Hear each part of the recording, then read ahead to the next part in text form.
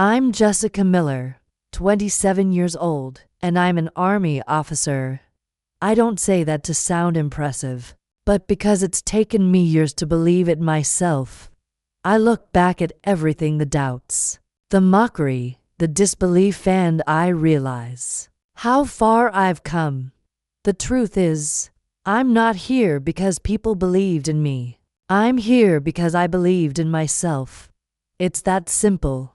When I was growing up, I never fit the mold my parents or society tried to push on me. I was different. I was the girl who didn't want to be a nurse, a teacher, or a stay-at-home mom.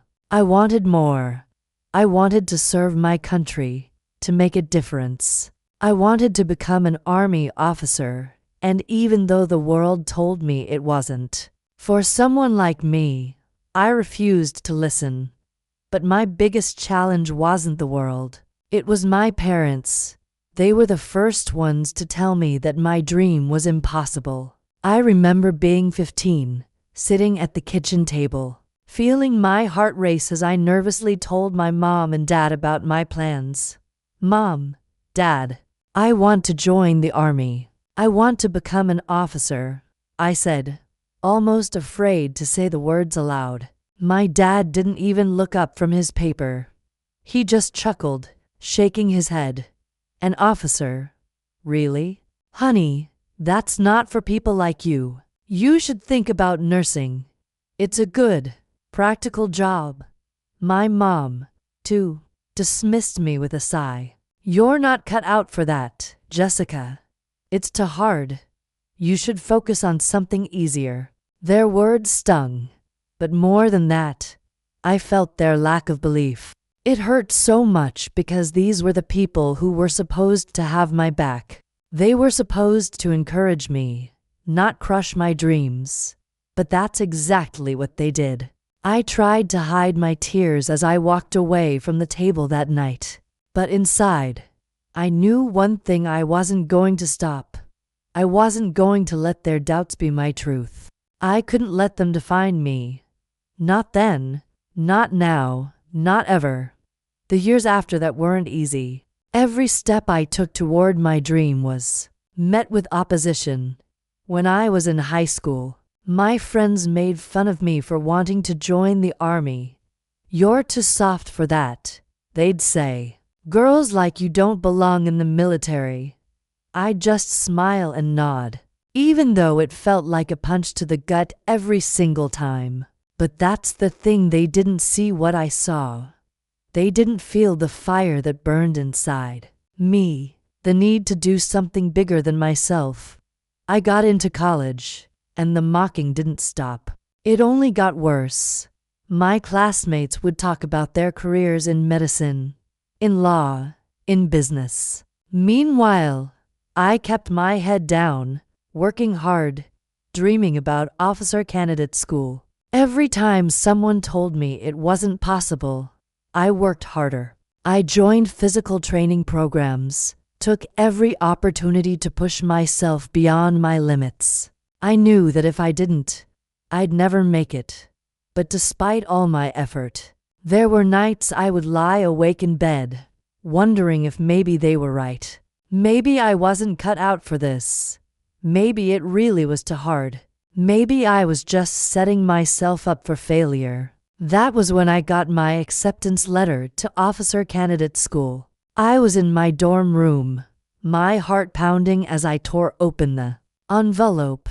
The words on the page were almost unreal. Congratulations. You've been accepted into officer candidate school. I couldn't believe it. All those years of doubt, all the moments of questioning myself. And I had done it. I had made it. I called my parents immediately, but their reaction wasn't what I expected. I thought they'd be proud, maybe even a little relieved that I had finally made it. But no. My dad answered the phone with that familiar tone of disbelief. Wait, what? You're really going? You got in? He asked, sounding shocked. Are you sure about this, Jess? I'm sure, Dad. I'm going to be an Army officer, I said, my voice shaking with excitement, but I could tell he didn't share the same enthusiasm. He went silent for a long moment. Before sighing, I don't know, Jess. The army is hard. You could get hurt. It's not a place for someone like you. That hurt more than I can put into words. It wasn't just his rejection. It was his lack of belief. Again, I had fought so hard for this moment, and he couldn't see it. I remember hanging up the phone feeling like I'd been punched in the stomach. But then, I took a deep breath. I wasn't going to let them take this away from me. I had worked too hard. I had sacrificed too much. The next few months were a blur. The training was grueling. It was physical and mental warfare. And there were times I wanted to give up. But I knew that if I did, I wouldn't just be failing myself, I'd be failing everything I had worked for.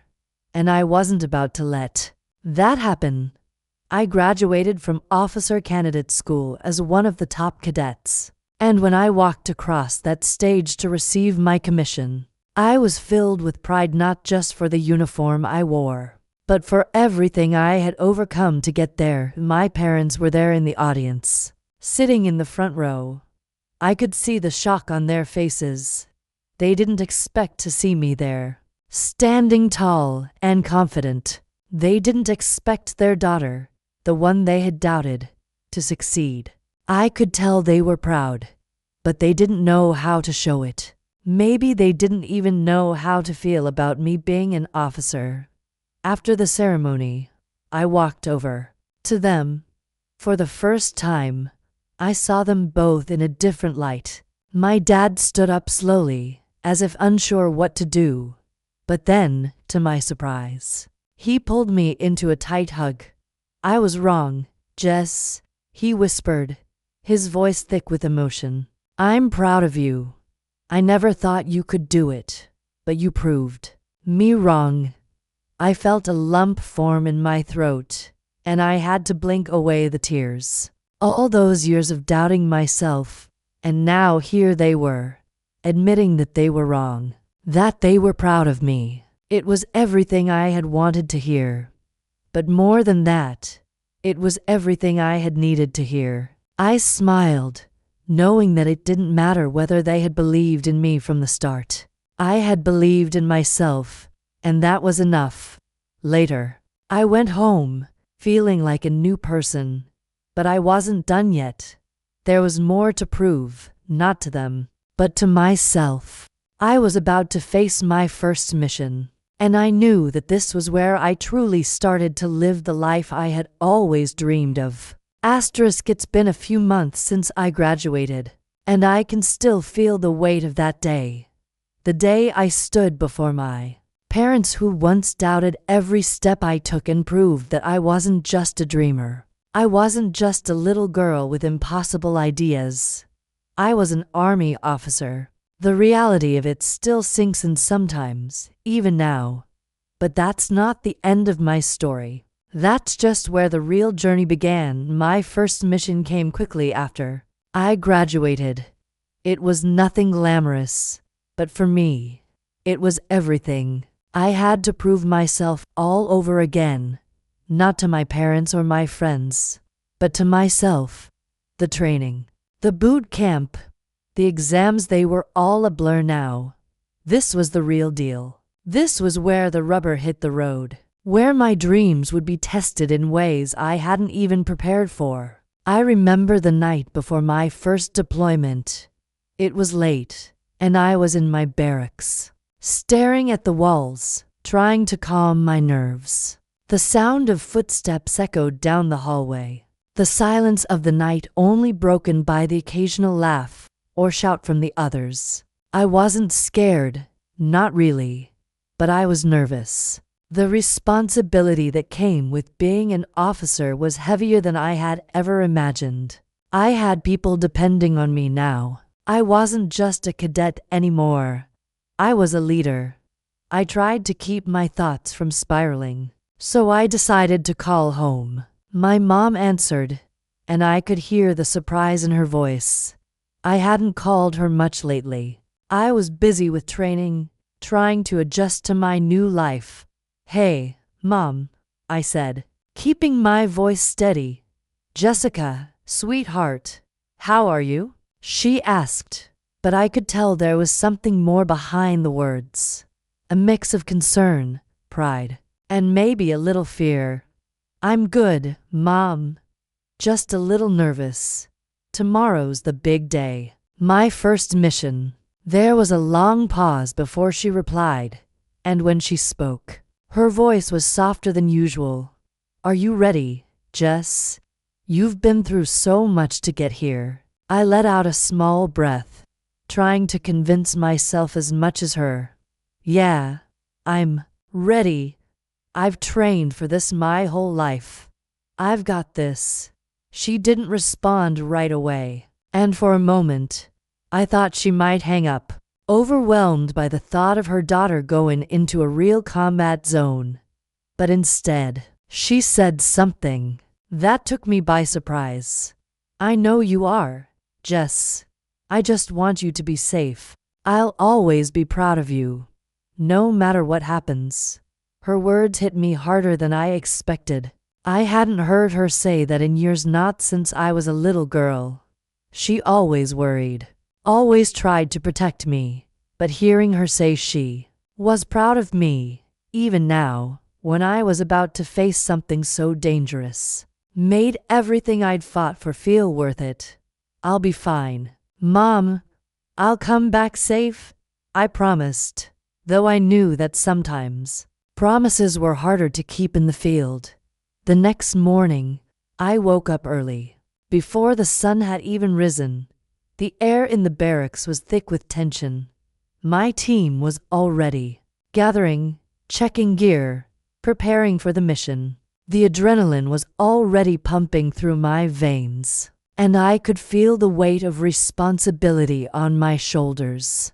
But I wasn't the same person I had been a few years ago. I had changed. I had become stronger, more focused, more determined, and that's what kept me going. We boarded the helicopter in silence, the hum of the blades cutting through the thick air. The noise was deafening, but my mind was still, focused only on what lay ahead. I couldn't afford to be distracted. Not now.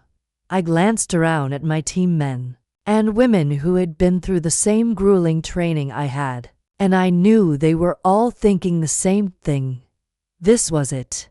We were going in. As the helicopter lifted off, I couldn't help but think back to everything I had been through to get here. The late nights studying tactics, the mornings spent pushing myself to the limit, the endless hours spent questioning whether I was good enough.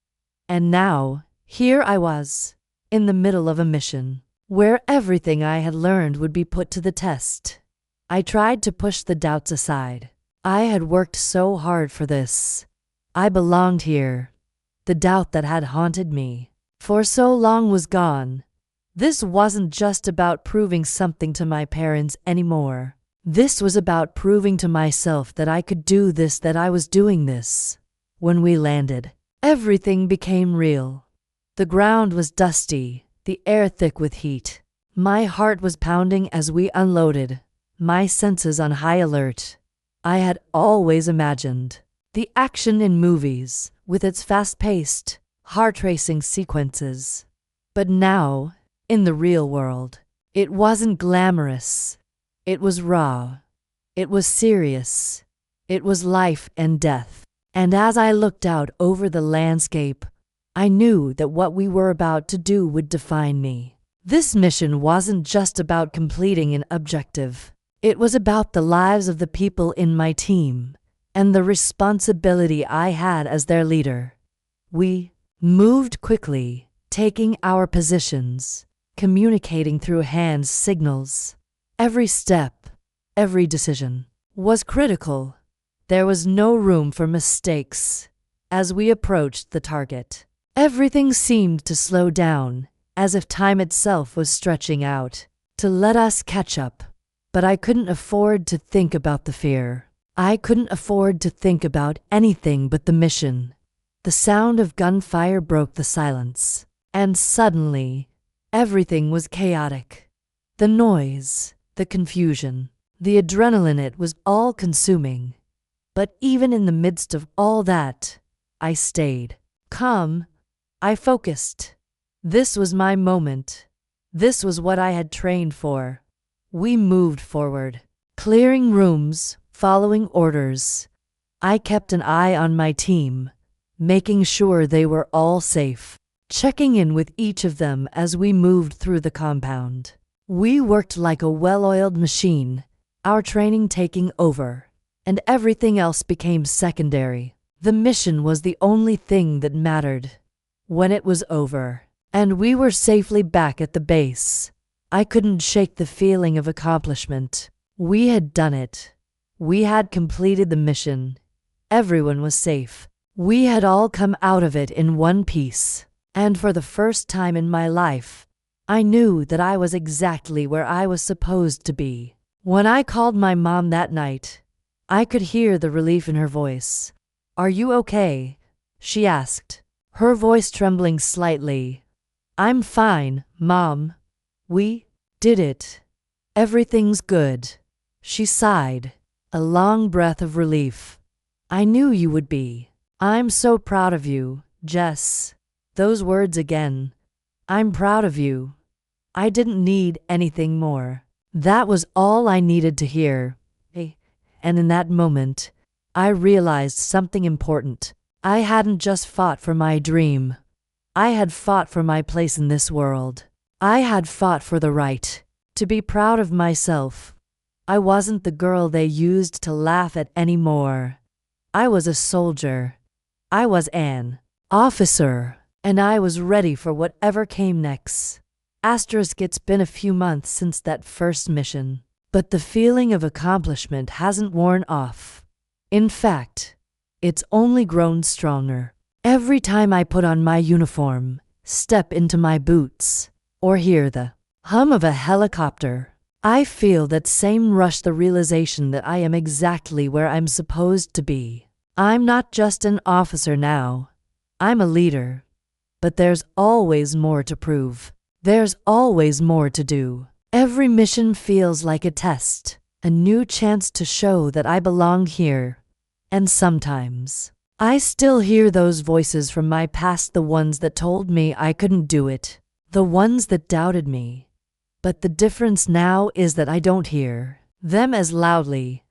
I hear my own voice, the one that tells me I'm capable, the one that tells me I've earned this. And I know, deep down, that every single day I spend in this uniform, I'm not just proving it to them anymore. I'm proving it to myself. The second mission I went on was even more intense than the first. It was in a remote area, the kind of place most people only see on the news. The environment was harsh, unforgiving.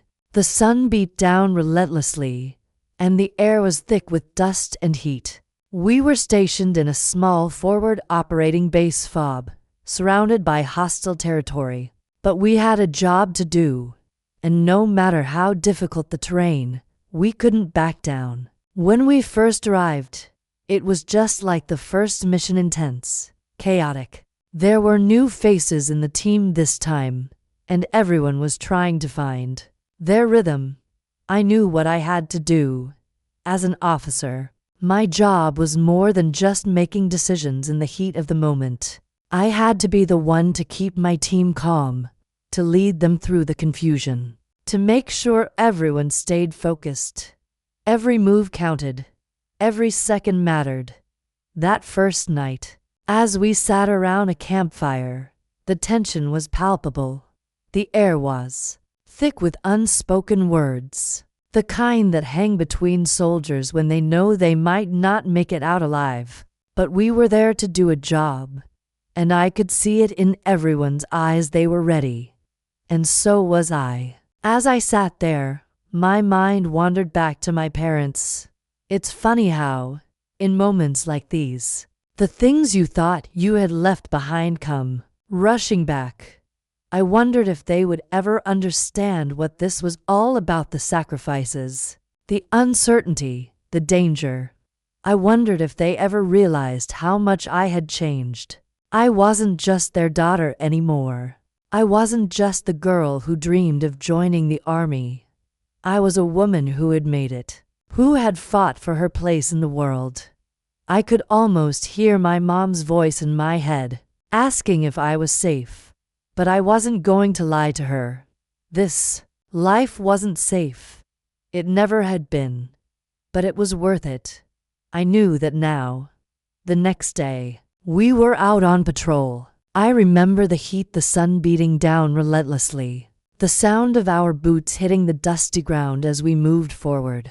The mission was simple: clear out a small village, known to be harboring insurgents. But in this kind of environment, nothing was simple. Every corner, every building could hide a threat. Every step had to be calculated. We couldn't afford mistakes. I had trained for this. I had prepared for it. But nothing could have fully prepared me for the weight of command, for the responsibility of knowing that my decisions could mean life or death. For the people around me, I had to stay sharp. I had to stay focused. We moved slowly, cautiously, keeping an eye out for any sign of danger. But it didn't take long for things to go south.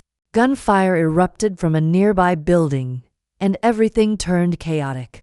The sound of bullets whizzing past, the shouting of commands, the rush of adrenaline, it all happened so fast. I had to think quickly, make decisions on the fly. I shouted orders to my team, directing them to take cover, to move into position. I couldn't panic. I couldn't afford to. My team was depending on me to lead them through this. I remember crouching behind a wall, trying to make sense of the situation. We were pinned down. The enemy had the high ground, and there was no clear way to get to them without exposing ourselves. Every move was risky, but I couldn't hesitate. Hesitation meant death. I took a deep breath, focused, and assessed the situation. I knew we had to move, and we had to do it now. I relayed orders to my team, telling them to flank the enemy from the left while I took a small squad around the right. We were going to divide their attention and make sure we hit them from multiple angles. It was risky, but it was the only option. I could feel the weight of the decision pressing on me, but I had no choice. I couldn't let my team down. I couldn't let them see fear in me. As we moved into position, I could hear the gunfire intensify. My heart was racing, my senses on high alert, but I focused on the task at hand. I moved with precision, my mind working through each step, each movement, knowing that the smallest mistake could cost someone their life. We engaged the enemy, returning fire, pushing forward. The battle felt endless, like it went on for hours, but it was over before I knew it. We had neutralized the threat, secured the area, and ensured the safety of the village. But the sense of victory didn't come right away. All I could think about was the adrenaline pumping through my veins, the responsibility I had just carried, the lives that had been in my hands. When we returned to base, the weight of it all hit me. We had made it through. My team was safe, but the reality of what we had just been through settled in. This was the job. This was what we signed up for. And no matter how difficult it was, I knew this was where I belonged. I remember calling my parents that night. They were, as always, worried. My mom's voice trembled when she asked how I was. "I'm fine, Mom. Everything's fine," I said, trying to reassure her. But I knew deep down that she could never fully understand. She could never know what it felt like to make the decisions I had to make, to carry the weight of responsibility for people's lives. But I wasn't doing this for her. I wasn't doing this for anyone but myself. I had made it. I had earned my place here, and no one could take that away from me. Not my parents, not my friends, and certainly not the doubt that had once consumed me. I was an officer. I was a leader, and I was ready for whatever came next. The mission we'd just completed felt like a turning point for me. We'd come out on top, and though there were moments when I thought I might not make it, I did. My team was safe. We completed the mission, and I had led them through the chaos. But when the dust settled, I couldn't stop thinking about the conversation I had with my mom that night. I'd told her everything was fine, but the truth was, things had changed. I had changed, and so had my relationship with my family. I'd always imagined that, one day, I'd return home and they would see me differently. I thought, maybe, they would finally understand why I'd chosen this path, why I'd gone through all the pain, the ridicule, and the rejection to wear that uniform. But even though I had been away from home for months now, there was still this lingering feeling in me. I couldn't quite put my finger on it, but I knew it was there. My parents still couldn't fully accept what I had become. At least, not in the way I thought they would. I had done everything I could to show them that I belonged here, that I was more than just a daughter to them, more than just a girl with big dreams. I was an officer now, and I had earned my place in the army. But the pride I had expected from them was more muted than I had imagined. A few weeks after that mission, I returned home for a short leave. The moment I walked through the door, I could feel the tension in the air. My parents were sitting in the living room, trying to act casual, but I could tell they were nervous. They didn't know what to say, what to think. I took a deep breath and sat down with them, the familiar surroundings of my childhood home feeling distant now. My parents had always been my rock, but now things felt different. It was like we were no longer speaking the same language. "How was the mission?" my mom asked cautiously, her voice softer than usual. "It was tough, but we made it through," I replied, trying to keep things light. But the truth was, I was tired of pretending, tired of carrying the weight of their doubts. I did what I had to do. I led my team. We got the job done. There was a long pause. My dad shifted in his chair, avoiding eye contact. Finally, he spoke, his voice thick with something I couldn't quite place. "I'm glad you're home safe, Jess," he said, his voice betraying some hidden emotion. "But, you know, I still don't really understand why you chose this. I'm proud of you, but I just don't know if this was the right path for you. You've always been a fighter, but it's dangerous. You're risking your life."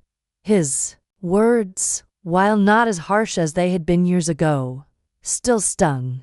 But this time, they didn't have the same power over me. I had heard worse from people I didn't even know, and I had survived it. I looked my father in the eye and said the words I had wanted to say for so long. "Dad, I understand that this isn't what you imagined for me, but it's what I chose. I'm doing this for me, not for you, not for anyone else, and I'm proud of what I've accomplished. You might not get it, but this is where I'm meant to be." My mom's eyes were filled with unshed tears as she reached over and grabbed my hand. "I just want you to be happy, sweetheart. I want you to be safe. I'm proud of you, even if I can't always understand it." That was the moment I realized something that had been nagging at me for so long. I had spent so much of my life trying to make them understand my choices, trying to prove to them that I wasn't just some dreamer, that I wasn't just a girl with big ideas.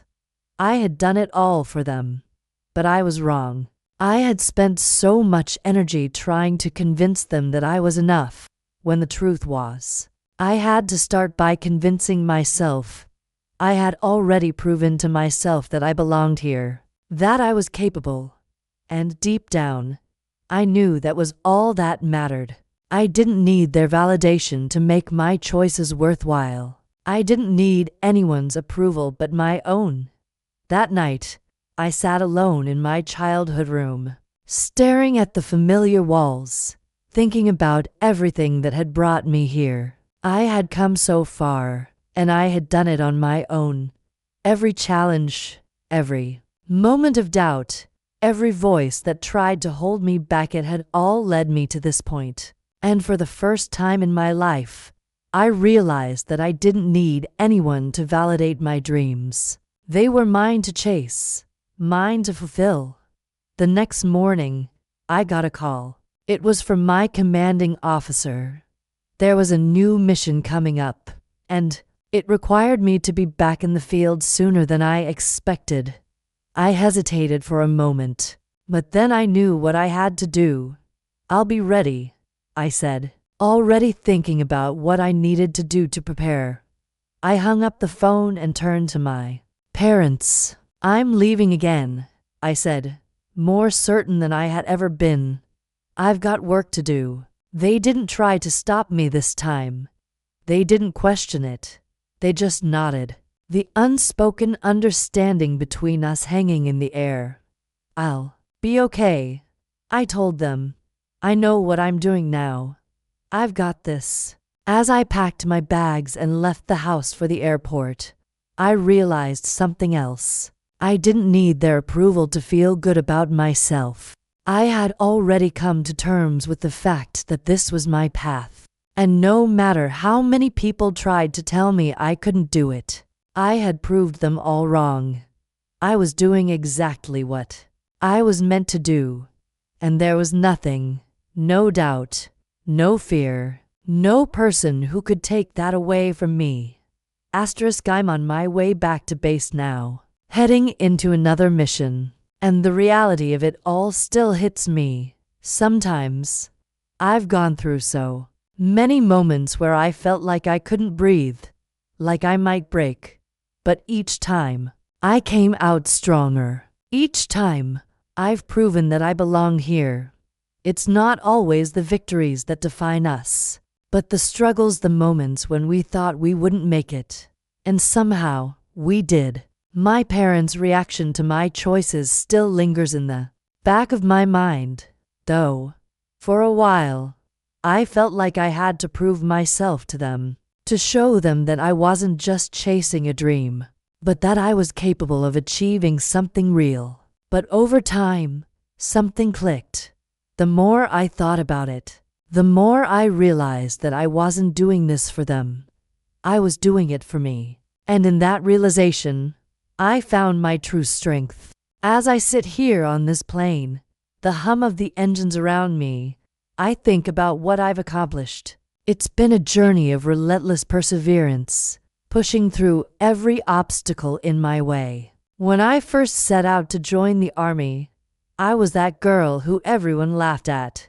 I was the girl who didn't fit the mold, who had bigger dreams than most people thought were possible.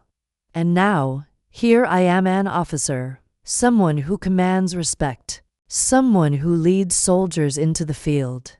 But that doesn't mean the journey is over. It never really is it? There's always something more. Another mission, another chance to prove yourself. The day you stop growing, stop pushing yourself to be better, is the day you stop moving forward. The next mission is high stakes.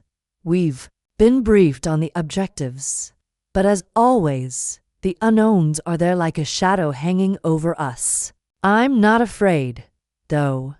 At least, not the way I used to be. Fear is just a part of the job now. It's the price of leadership. I'm not scared of the unknown. I'm scared of failing the people who trust me. I'm scared of letting my team down. I think about the moments that shaped me, the times I almost gave up, when I thought I couldn't do it anymore, and the voices in my head that told me I wasn't enough. My parents were a part of that. The doubt, the disbelief, they were part of my struggle. But they don't have the power over me anymore. I've grown beyond that. Their doubt no longer feels like a weight. It feels like fuel. Every time I doubted myself, I fought through it. Every time someone told me I couldn't do something, I did it. And now, I'm stronger for it. As the plane descends toward our next destination, I feel a strange calm wash over me. I'm not sure what's next, but I know I'll handle it. Whatever comes, I'll lead my team. I'll do what I've trained for. And in the end, I'll come out of it stronger. Because that's the thing, once you've been tested, you know what you're capable of. And no one can take that from you. It's not just the uniform that makes me an officer. It's everything I've been through to get here. Every rejection, every doubt, every person who told me I wasn't good enough, that's what made me who I am today. When I finally step off the plane and make my way to the base, I know what awaits. Another mission, more obstacles, more risks. But I'm ready for it. Ready because I've learned that being a leader isn't just about having the title or the uniform. It's about knowing that you have what it takes to rise when it feels impossible. It's about pushing forward even when everyone else is telling you to stop. I'm not just the girl who dreamed of becoming an officer. I'm the woman who made that dream a reality, and I'm the woman who will continue to fight for what she believes in. No matter what anyone else says. It's funny, isn't it? How far we'll go just to prove that we're worth something. How many people doubt us before we finally realize that the only person who needs to believe in us is ourselves. So, here's what I'll say to you. Whoever you are, wherever you're reading this from, don't ever let anyone make you feel small. Don't ever let their doubts shape your reality. The journey isn't easy, and it's not always going to be what you expect. But if you stay true to who you are, if you fight for what you believe in, you will find your way. You will rise. And one day, you'll look back and realize that all those people who doubted you were wrong. And you'll smile, because you'll know you did it. You did it for you. I've shared this story with you because it's more than just about me. It's about all of us. It's about the struggle to make our dreams real. No matter the obstacles, no matter the doubt, no matter the fear, the journey never ends. It never stops being hard.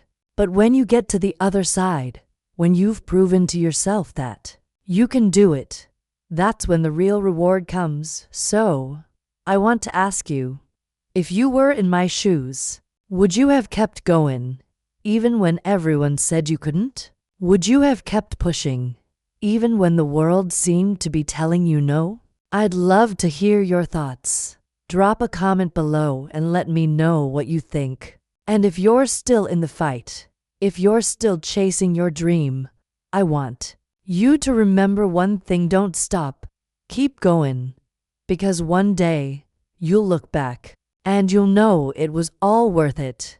And don't forget to hit that subscribe button. Stories like this need to be heard, because the world needs more people who don't give up. More people who prove that anything is possible.